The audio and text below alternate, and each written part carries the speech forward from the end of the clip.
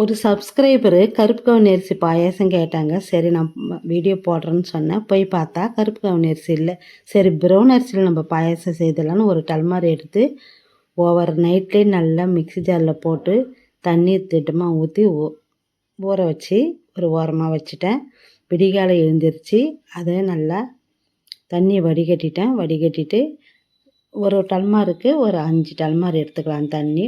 One by ஒன்னாக ஊற்றிடுறேன். 5 டல்மார் எடுத்துகிட்டு குக்கரில் போட்டு நல்லா விசில் வரட்டுன்ட்டு ஒரு 6-7 விசில் விட்டுட்டேன்.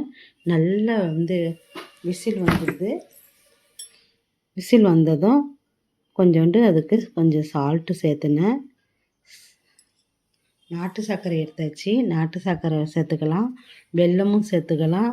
நம்ம விருப்பம்தான். ஒயிட் சர்க்கரை கூட சேர்த்துக்கலாம். சுகர் இருக்கிறதால கொஞ்சம் நாட்டு சர்க்கரை சேர்த்தாச்சு. நல்லா மிக்ஸ் பண்ணிவிட்டு கொஞ்சம் வாசத்துக்கு ஏலக்காய் பொடி சேர்த்தாச்சு.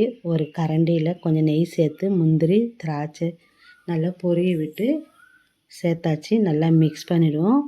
ஒரு அரை மூடி தேங்காய் எடுத்துக்குவோம். தேங்காவை நல்லா திருவிட்டு மிக்சியில் போட்டு அரைச்சி தேங்காய் பால் எடுத்து சேர்த்துடலாம். அவ்வளோதாங்க. இப்போ சுவையான சூப்பரான அருமையான பாயாசம் ரெடி. இந்த வீடியோ பிடித்திருந்தால் லைக் பண்ணுங்கள், ஷேர் பண்ணுங்கள், சப்ஸ்கிரைப் பண்ணுங்கள். நன்றி, வணக்கம்.